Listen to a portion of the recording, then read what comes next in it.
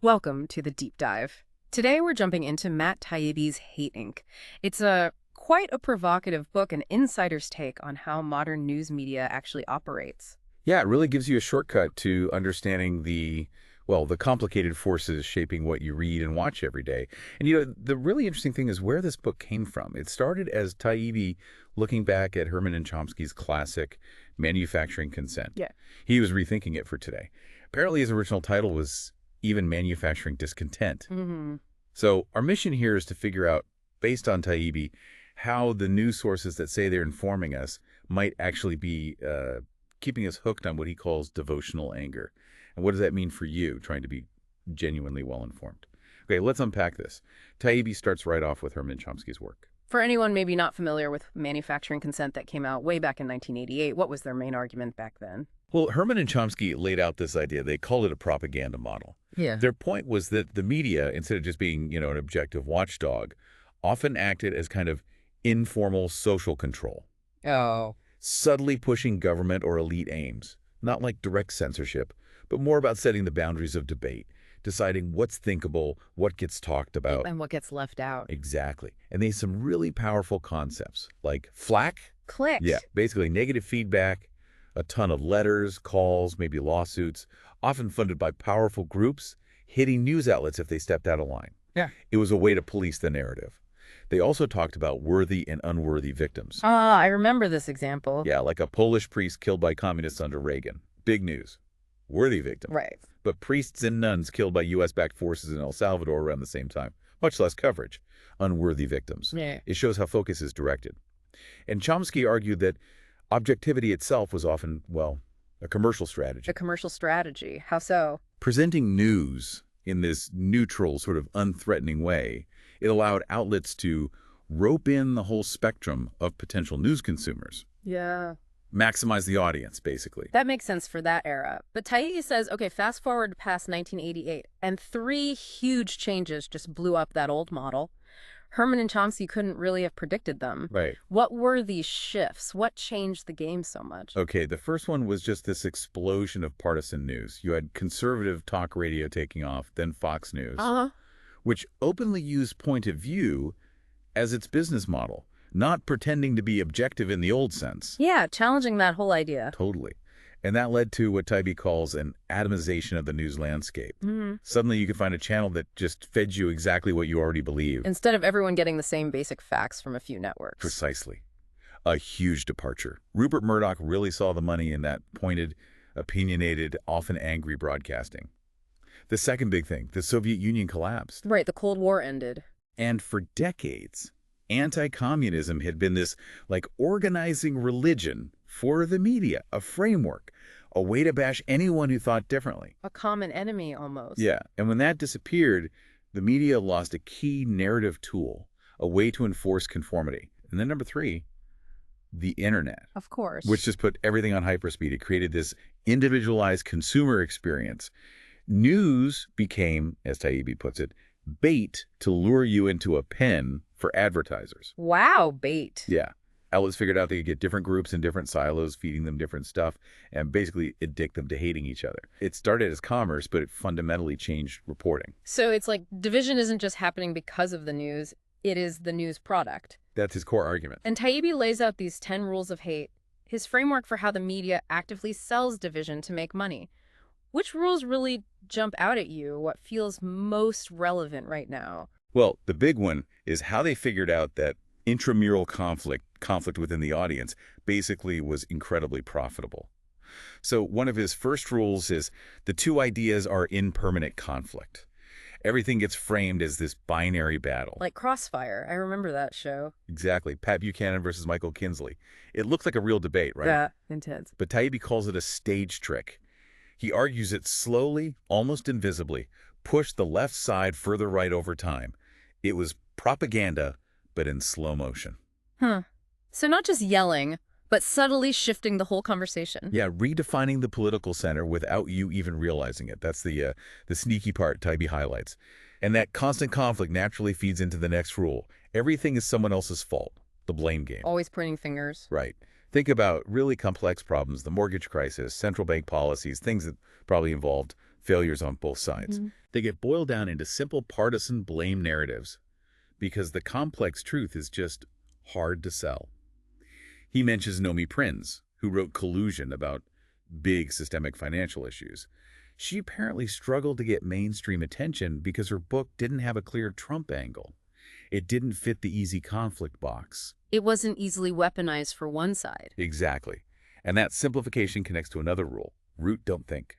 Root, don't think. Yeah, Taibbi says political coverage basically stole the playbook from sports coverage. It trains us to be fans, rooters instead of readers. Like picking a team. Totally. Think about the beer test. Oh yeah, the who would you rather have a beer with thing. It started as a literal beer company stunt, but somehow it became a serious indicator for news outlets evaluating candidates. That's wild. It shifts the focus to personality, likability, aggression, not policy or competence. He brings up Obama actually apologizing for being too polite in a debate. That shows you what gets rewarded, right? Yeah. The performance, not the substance. I do remember that beer test just feeling like a silly question back then. I never really thought about how it might shape what we expect from leaders.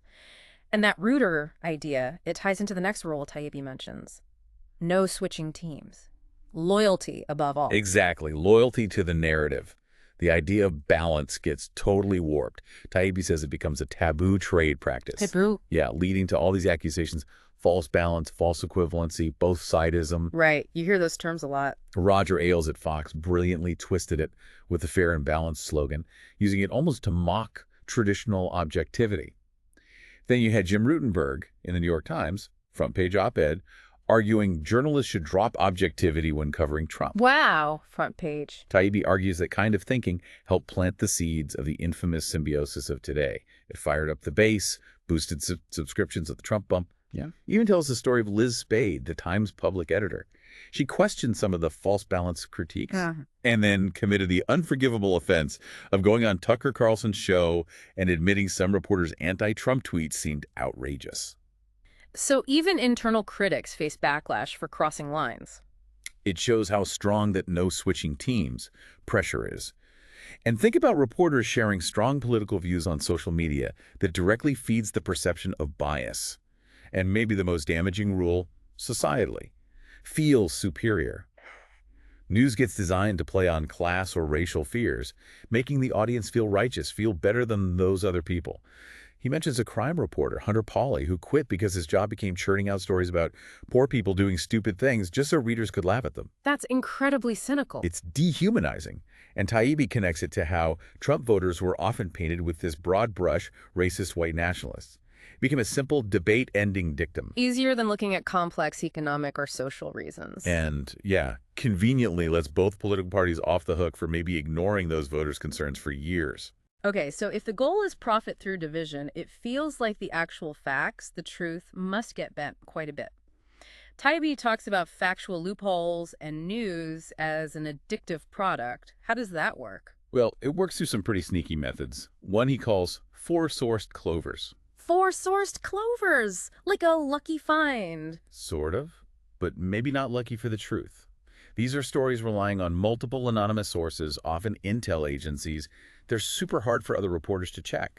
So hard to verify. Exactly. And the goal might just be to salt audiences with scary warnings, maybe lay groundwork for something later. He gives examples like a supposedly fake Libya terror plot against Reagan back in the 80s, or the Washington Post story on the Ferguson shooting that cited unnamed black witnesses backing the officer. But that info came via several people familiar with the investigation. It's layers of anonymity. Makes it murky. Very. He even points out how this al-Qaeda guy, Al-Qoso, kept getting reporting killed in drone strikes like multiple times in different years, different countries. It just shows how unreliable some of this stuff can be. And Taibbi makes the case that Russiagate was kind of the new WMD. Meaning? Meaning the modern version of this phenomenon where the scale of something gets clearly exaggerated. Okay. Like the claim that 126 million Americans saw content from that Russian troll farm, the IRA, on Facebook. Facebook later testified that number was a remote hypothetical, a tiny, tiny fraction of total posts seen. But the big number got the headlines. Of course. Then there was the Steele dossier. Controversial private intel. BuzzFeed published it even with clear errors. Right, that was huge news. And Taibbi says it became the Magna Carta of #Russiagate, fueling thousands of stories. But then the Mueller report didn't find evidence of collusion or conspiracy in the way many stories had suggested. And the consequences for getting it wrong. Taibbi argues there weren't many consequences for reporters who were first and wrong. The incentives weren't aligned with accuracy in that case. And this all ties into his idea of news as an addictive product. Addictive how? He compares it to smoking. It feels personal, private, maybe even pleasurable in the moment. But over time, it could leave you lonelier, more anxious, more distrustful. That's a grim comparison. It is, but the business logic is clear. The news, basically, is bait to lure you into a pen where you could be sold sneakers or bath soaps. It's about eyeballs for advertisers. Fundamentally. And it also sells identity. It sells personal mythologies. Are you a Fox viewer, one of the last holdouts in a disintegrating empire? Or an MSNBC viewer, told you're morally superior to Donald Trump? It reinforces who you think you are. Yeah. And this fuels moral panics. Media cycles through them constantly. Examples. Mods and rockers in the 60s, Dungeons and Dragons causing Satanism, cyber porn scares in the 90s, that weird Jenkem hoax. I don't even know that one. Probably for the best. It was bizarre. Huh. Or more recently, the Central American caravan. Yeah. These stories get exaggerated, often wildly, he says. To create fear. Exactly. Create fear, push authoritarian solutions. And Taibbi points out two phrases you almost never hear on cable news. I don't know, and I don't care. You're right. Hosts always have to seem certain, intensely invested. It keeps you watching this show, even if it means sacrificing nuance or admitting uncertainty. So if this is the media landscape, what's the real cost? What aren't we talking about because we're stuck in these manufactured conflicts? Well, this cost is huge. Yeah. These really complex, deep institutional problems that get ignored. Taibbi says they could never make that stuff sell. Like what kind of stuff? Like, how do central banks actually work? How does a bill really navigate Congress? The fact that the U.S. military is deployed in, 149 countries? Yeah, you don't see headlines about that every day. No. Because it's complicated, it's maybe not easily partisan. Instead, you get endless focus on pundit tricks, like who won a debate based on what Kiwi talking heads say. It's artificial drama. And we lose what Taibbi calls empathetic analysis. He uses Thomas Frank as an example author of What's the Matter with Kansas. And listen, liberal. Read Kansas. Frank tried to genuinely understand why working-class people vote the way they do, even when it meant critiquing the Democratic Party. And how was that received? Increasingly, Taibbi says, Frank's work got overlooked. It was something they didn't want to hear. He saw a noticeable drop-off in interest from U.S. media. There's just less space for that kind of nuance if it doesn't fit the conflict machine. And Chomsky has a point here, too. He suggests that people becoming more conspiratorially minded isn't totally irrational. That's so. It's a reflection of the very natural anger at institutions altogether. People feel things are broken. And Trump, Chomsky notes, tapped into that perfectly by making the media itself the enemy. And Taibbi himself, his own story, kind of mirrors this, doesn't it? He talks about feeling bad about his own reporting sometimes. Yeah, he expresses real self-loathing for feeling like he was just tossing so much red meat to specific audiences, playing the game. He contrasts it with his father, an old-school reporter. He describes his dad as a master of his craft at something crucial, breaking the seal of mistrust with strangers. Building rapport. Right, and prioritizing being correct over just being right, meaning accuracy over winning an argument. Taibbi feels that whole approach is largely missing now. That's a powerful contrast, being correct versus being right. Okay, so we've traced how modern news, according to Taibbi, shifted from informing to, well, selling a product, often a product based on division and emotion. Yeah, and it's crucial to remember this focus on, let's call them intramural and provincial arguments. It's incredibly profitable. It keeps eyeballs glued, clicks coming. But Taibbi argues it stops us, the public, from staring their real problems in the face. The big systemic issues affecting everyone. So, for you listening, trying to navigate all this, trying to be truly well-informed, what's the takeaway? Well, Taibbi ends with a really provocative thought. He suggests the biggest, most important news story right now might actually be the inability of the ordinary news consumer to understand the news itself. Wow. The story is that we can't understand the story. Kind of. And he says the ultimate truth, one we're maybe most afraid to discuss, is asking, what actually happens if you just stop following the news so obsessively? And what's his answer? Does the world end? His answer is blunt. Nothing. He says not only can you live without us, you probably should, most of the time anyway. Whoa. It's a radical challenge, isn't it? A challenge to really think critically about our own media diet, how much we consume, why we consume it, and maybe to look beyond the daily noise for deeper understanding.